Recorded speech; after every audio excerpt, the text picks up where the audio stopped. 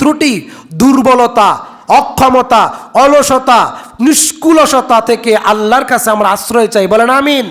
আল্লাহ যেন আমাদের মা বোনদেরকে কোরআনের জন্য, ইসলামের জন্য কবুল করেন, আমরা বলি আমিন। সম্মানিত হাজিরিন, যে কথা আমরা বলতেছিলাম, কোরআন হচ্ছে উপদেশ। কোরআন কি? উপদেশ। মদ আমাদের দেশে জায়েজ না হারাম? শুধু মসজিদের ভিতরে হারাম, আর সব জায়গায় জায়েজ। আমাদের দেশের সংবিধানে রচিত আছে, যদি দেশের রাষ্ট্রীয় আইনে কোনো দোকানের, কোনো মদের বারের লাইসেন্স থাকে তাহলে সেটা বৈধ। এটা আমাদের দেশের সাংবিধানিক অধিকার।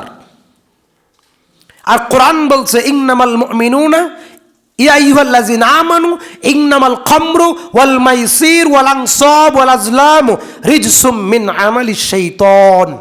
মূর্তি তৈরি করা, মূর্তির আস্তানায় যাওয়া, মদ খাওয়া, মদ বিক্রি করা, মদ দোকান পাহারা দেওয়া, মদ বিক্রি করা, মদের লভ্যাংশ বহন করা, বিড়ি সিগারেট বিক্রি করা, বিড়ি সিগারেটের লভ্যাংশ অংশগ্রহণ করা, বিড়ি সিগারেট যেই গাড়িতে পণ্য হয়, সরবরাহ হয়, মদ যেই গাড়িতে সরবরাহ হয়, মদের বারে, মদের দোকানে, এমনকি অনেক টাকা খরচ করে বিদেশে গিয়েও যদি কেউ মদের দোকানে ওয়েটারের চাকরি করে, সেটাও হারাম।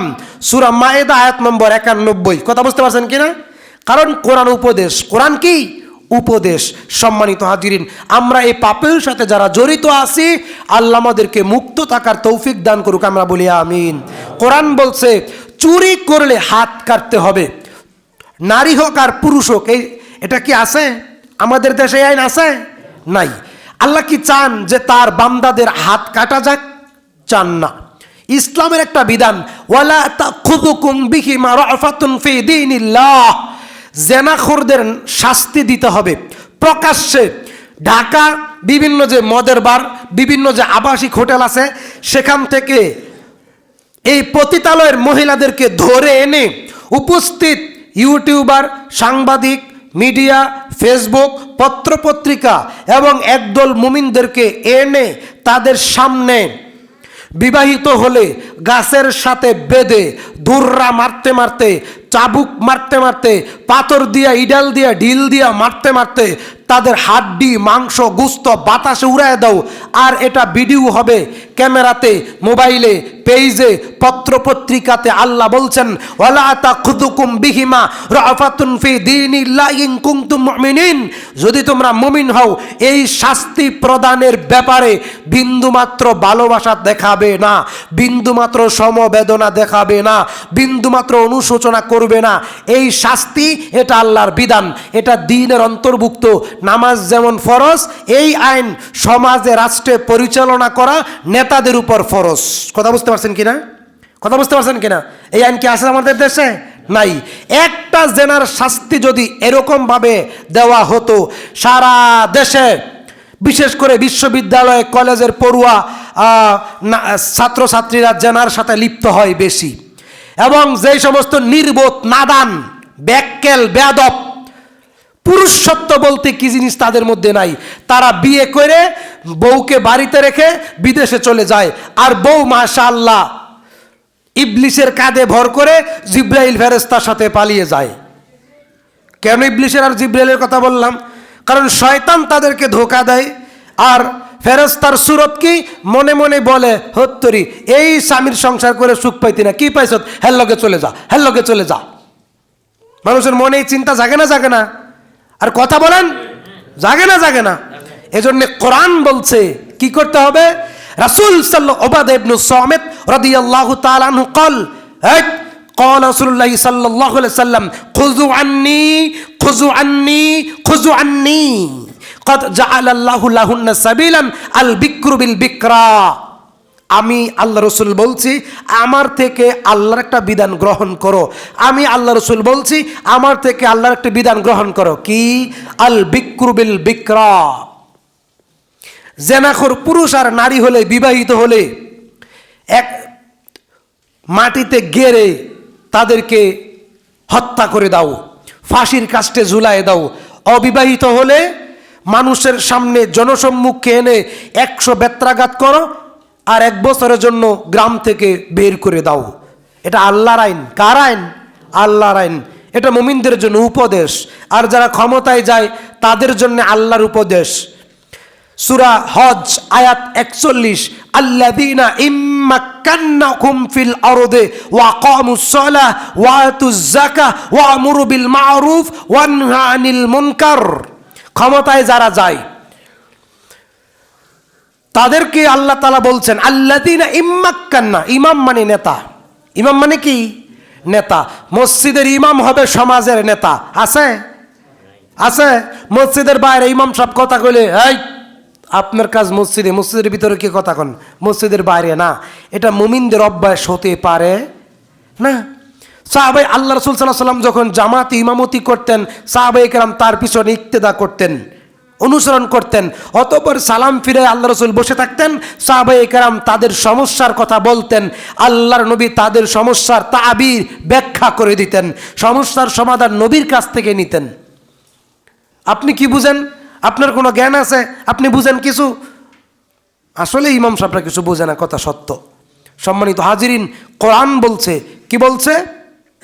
আল্লাযীনা ইম্মাক্কান্না, যারা ইমাম হবে, সমাজে রাষ্ট্রে নেতা হবে, হুম ফিল আরদে, এই জমিনে, ওয়া আকামুস সালাত, নেতা হওয়ার পর এক নাম্বার কাজ হচ্ছে আকামুস সালাত, নামাজ প্রতিষ্ঠা করা। কোন নেতাই বলছে আজ পর্যন্ত আপনারা শুনছেন, আপনারা যাদের আনুগত্য করেন, যাদের পিছনে ঘুরঘুর করেন, এই সমস্ত নেতারা বলছে যদি নামাজ না পড়ো তাহলে আমার কর্মী তোমাদেরকে বানাবো না? বলছে কোন নেতা? এখন বলবেন না, কারণ এখন তো আপনার বিরুদ্ধে যাচ্ছে, এখন বলবেন না। আমার দলের কর্মী হিসাবে তোমাকে মনোনয়ন দিব না যদি নামাজ না পড়ো। কোন নেতাই কথা বলে? ইম্মাক্কান্নাহুম ফিল আরদি ওয়া আকামুস সালাত, নামাজ প্রতিষ্ঠা করতে হবে, ওয়া আতুজ যাকাত, যাকাত প্রতিষ্ঠা করতে হবে, ওয়া আমরু বিল মা'রুফ, সৎ কাজের আদেশ দিতে হবে, ওয়া নাহা আনিল মুনকার, অসৎ কাজের বিরুদ্ধে পাহাড় পরিমাণ শক্তি নিয়ে রুখে দাঁড়াতে হবে। আছে কি? এটা শুধু কোরআনের আয়াত, কোরআনেই পড়ে আছে। সম্মানিত হাজিরিন, আমরা বলবো ইসলামিক রাষ্ট্রের মূলনীতি গণতন্ত্র নয়, খেলাফত ব্যবস্থা। সম্মানিত হাজিরিন, কোরআন যেহেতু বলছে চুরি করলে হাত কাটতে হবে, জেনা করলে শাস্তি দিতে হবে, ডাকাতি করলে ফাঁসিতে ঝুলাইতে হবে, আর না হয় এই হাত উল্টা করে কেটে দিতে হবে, আর নয় গণপিটুনিতে মেরে ফেলতে হবে, এইগুলো হচ্ছে ফিকহি মাসাইল। সম্মানিত হাজিরিন, এবার কোরআন কি? কোরআন কি? কোরআন কি তাবিজের কিতাব? কোরআন কি তাবিজের কিতাব? কথা বলেন। কোরআন কি মরা মানুষের জন্য না জীবিত মানুষের জন্য? মরা মানুষের পাশে বসে কোরআন তেলাওয়াত করা সম্পূর্ণ বিদআত। পৃথিবীর সমস্ত মাযহাবের ইমামগণ একমত, আমার কথা না। তাফসিরে মাআরিফুল কোরআন, যেটা হানাফি মাযহাবের বিখ্যাত ফতোয়ার কিতাব, তাফসিরে মাআরিফুল কোরআন সূরা বাকারার প্রথম খণ্ডের 39 নম্বর পৃষ্ঠায় লেখা আছে, ইসালে সওয়াবের জন্য মানুষ মারা গেলে 7 দিনা 40 এবং মৃত ব্যক্তির পাশে বসে ইয়াসিন সূরা সহ অন্যান্য সূরা তেলাওয়াত করা সম্পূর্ণ বিদআত। কথা কি বুঝতে পারলাম কিনা? কোরআন মরা মানুষের জন্য নয়, কোরআন জীবিত মানুষের জন্যে। কোরআন শুধু তেলাওয়াতের কিতাব নয়, কোরআন শুধু জার ফুকের কিতাব নয়, কোরআন তাবিজের কিতাব নয়, কোরআন জিকিরের কিতাব নয় রে বন্ধু আমার। কোরআন হচ্ছে মুমিনদের জন্যে সংবিধান। ইনিল হুকমু ইল্লা লিল্লাহ। কোরআন একটা সংবিধান। সংবিধান বুঝেন কি? কোরআন হচ্ছে সংবিধান, আইন, বিধিবিধান, নীতিমালা, চূড়ান্ত লিখিত আল্লাহর পক্ষ থেকে ঘোষিত মানব জাতির সমাধানের বিধান। সুবহানাল্লাহ। কথা বুঝতে পারলাম কিনা? কোরআন, রাসূল সাল্লাল্লাহু আলাইহি সাল্লাম বলছেন কিয়ামতের দিনে কোরআন বলবে। বিশ্বাস হয় যে কোরআন কথা বলবে? বিশ্বাস হয় সবার? সবার? আচ্ছা, সবার যদি বিশ্বাস হয় তাহলে আমি দুঃখিত, কেউ মনে করবেন না। রাসূল সাল্লাল্লাহু আলাইহি সাল্লাম বলছেন আল হুজ্জাতুন আউলাকা আলাইক, এই কোরআন হয় তোমার পক্ষে নয় তোমার বিপক্ষে কথা বলবেই বলবে। এবার তুমি যদি কোরআনের পক্ষে কথা বলো, কোরআন দিয়ে জীবন পরিচালনা করো, কোরআন দিয়ে সমাজ পরিচালনা করো, কোরআন দিয়ে হাদিস দিয়ে পরিবার পরিচালনা করো, ব্যক্তি জীবন পরিচালনা করো, কোরআন পড়ো, তেলাওয়াত করো, কোরআনের উপর আমল করো, কোরআন প্রচারের কাজে নিজের সময় সংগ্রাম ব্যয় অর্থ ব্যয় করো, তাহলে কোরআনের উপর আমল করলে কোরআন তোমার পক্ষে কথা বলবে। এটাই তো স্বাভাবিক, ঠিক না ঠিক? আর যদি কোরআনকে পিছনে ফেলে রাখো, রাসূল সাল্লাল্লাহু আলাইহি সাল্লাম বলছেন যে ব্যক্তি কোরআনকে সামনে রাখবে আর কোরআনের পিছনে পিছনে জীবনযাপন করবে, কোরআন তাকে সরাসরি জান্নাতুল ফেরদাউসে প্রবেশ করাবে। কথা কি বুঝতে পারছেন কিনা? আর যে ব্যক্তি কোরআনকে পিছনে রাখবে, নিজের মস্তিষ্কে নিজের জ্ঞানের অনুসরণ করবে, সে কখনোই সৎপথ পাবে না, জান্নাতেও যেতে পারবে না। রাসূল সাল্লাল্লাহু আলাইহি সাল্লাম বলছেন, যারা কোরআন পড়তো, যারা কোরআন পড়তো, কিয়ামতের দিন কোরআন বলবে, আল্লাহ আপনার এই বান্দা কোরআন পড়তো, আপনি তাকে অলংকৃত করুন। বলেন সুবহানাল্লাহ। আল্লাহ নিজে ওই বান্দার মাথায় এমন একটা সম্মানের মুকুট, মুকুট তো বুঝেন, হ্যাঁ, সম্মানের মুকুট পরিয়ে দিবেন, সারা বিচারের মাঠ আলোকিত হয়ে যাবে। কোরআন বলবে, আল্লাহ এই বান্দা আমাকে তেলাওয়াত করতো, আপনি তাকে অলংকৃত করুন। তখন আল্লাহ তাআলা এই বান্দাকে জান্নাতি পোশাক পরাইয়া দিবেন, এমন সম্মানী দামি পোশাক সারা পৃথিবী হাজারো কোটি বার বিক্রি করলেও তার ওড়নার 10 ভাগের 1 ভাগ হবে। কে সুপারিশ করতেছে? কে সুপারিশ করতেছে? কার পক্ষে? হ্যাঁ, বান্দার পক্ষে। কোন বান্দার পক্ষে? যে বান্দা মেনে চলে, তেলাওয়াত করে, তেলাওয়াত শিখে। অতঃপর কোরআন বলবে, আল্লাহ আপনি তাকে অলংকৃত করুন। তখন আল্লাহ তাআলা তাকে ক্ষমা করে দিবেন, সমস্ত গুনাহ ক্ষমা করে দিবেন। তো আসতে বলেন সুবহানাল্লাহ। অতঃপর আল্লাহ তাআলা বান্দাকে বলবেন, বান্দারে তোমার যেই কয়টা সূরা মুখস্থ আছে, যেই কয়টা আয়াত মুখস্থ আছে, তুমি তেলাওয়াত করো, আর জান্নাতের মধ্যে এক একটা সিঁড়ি, এক একটা মর্যাদার স্থান, এক একটা মর্তবা, এক একটা সম্মানের স্থান বৃদ্ধি হতে থাকবে, উপরের দিকে উঠতে থাকবে। আল্লাহ আমাদের কবুল করুক, আমরা বলি আমিন। কোরআন মুমিনদের জন্য কি উপদেশ, কোরআন মুমিনদের জন্য কি উপদেশ। বিশ্বাস হয়? বিশ্বাস হয়? আচ্ছা, রাসূল সাল্লাল্লাহু আলাইহি সাল্লামের সুন্নাহ কি ছিল জানেন? যখন যেখানে যে বিষয়ে কথা বলা দরকার, আল্লাহর নবী সেই বিষয়ে খুতবা দিতেন। কথা কি বুঝতে পারছেন কিনা? কথা বুঝতে পারছেন? 10টা বিষয়ে সারা বছর বয়ান করা যায়, এটা মুসল্লি টেরও পাবে না, বুঝবেই না হুজুর কি বয়ান করতেছে। মুসল্লি শুধু ঘুমাবে আর সুরবালা খালি মাথা লড়াইব। বুঝতে পারছেন না? 10 বিষয়ে বছর শেষ, কিচ্ছু বোঝার সুযোগ নাই। আর রাসূল আল্লাহ তাআলা বলছেন, কোরআন মুমিনদের জন্য কি কি উপদেশ, উপদেশ। তাহলে আমাদের জন্য উপদেশ কি? সূরা তাওবা আয়াত 17 এবং 18, মাকান আলিল মুশরিকিন আইয়ামুরু মাসাজিদাল্লাহ।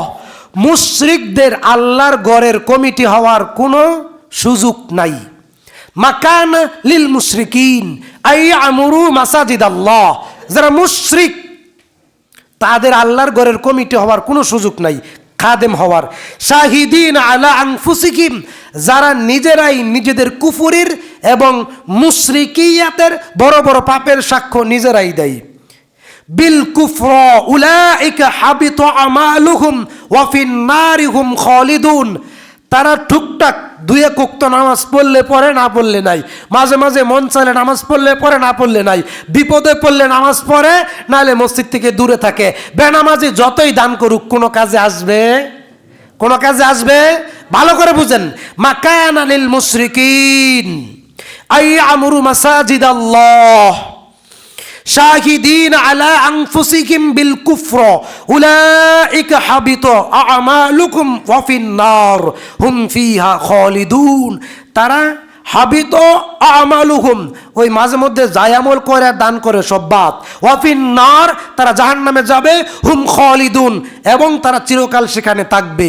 এটা হচ্ছে আয়াতের শেষের অংশ। প্রথম অংশ হচ্ছে মাকান লিল মুশরিকিনা ইয়ামুরু মাসাজিদাল্লাহ। মাসাজিদাল্লাহ, মসজিদ কার ঘর?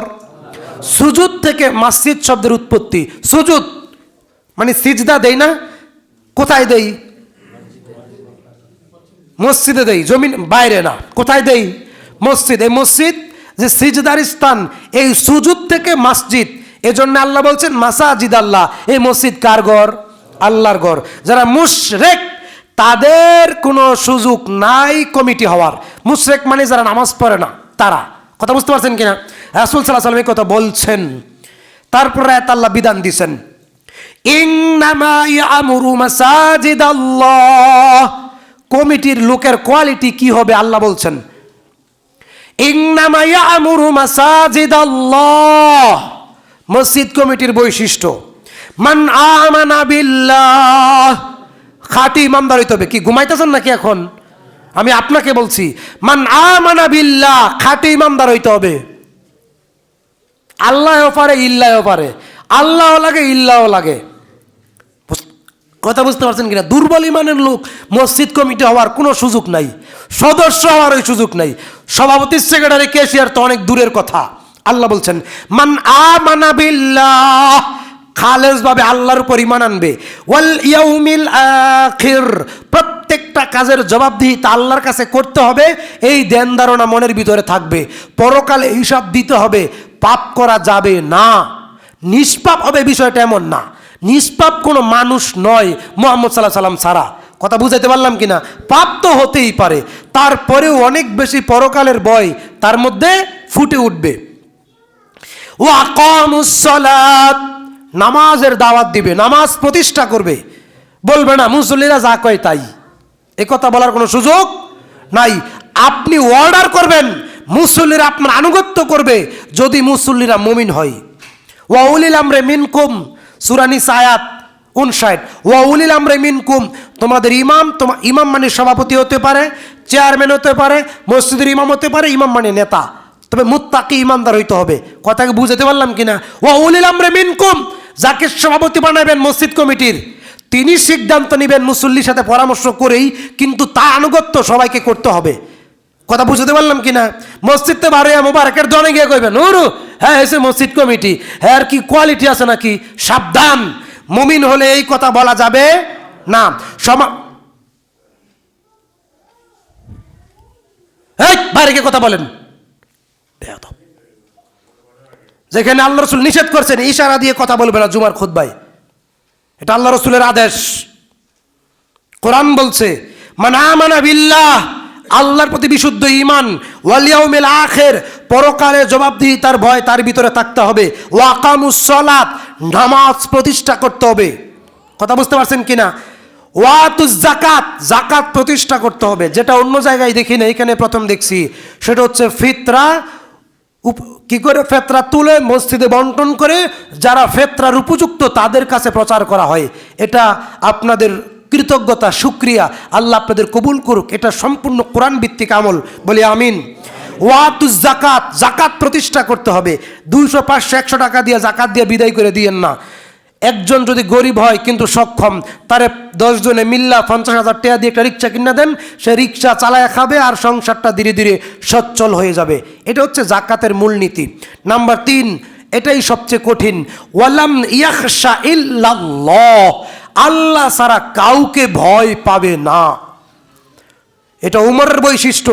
লাউ কানা নাবিয়্যাম মিন বাদি লাকানা উমর, নবী বলছেন আমার পরে যদি কেউ নবী হতো সেটা হতো কে? ওমর। সেটা কে হতো? উমর। কেন নবী এই কথা বললেন? আর অন্য কোনো সাহাবীদের শানে এইভাবে আয়াত নাজিল হয় নাই। পবিত্র কোরআনের 5টা আয়াত আল্লাহ নাজিল করেছেন উমরের সিদ্ধান্তের উপরে। কার সিদ্ধান্ত? উমর। উমর আল্লাহ ছাড়া কাউকে ভয় পাইতো না। উমর ছিল সিংহ পুরুষ, উমর ছিল লৌহ মানব। যা বলেছেন আল্লাহ, যা করেছেন আল্লাহর নবী, তার বাইরে কোনো ছাড় দেওয়া যাবে না। ওয়ালাম ইয়াখশা ইল্লাল্লাহ, আল্লাহ ছাড়া কাউকে ভয় পাওয়া যাবে না। এ ব্যাপারে একটা কথা এখানে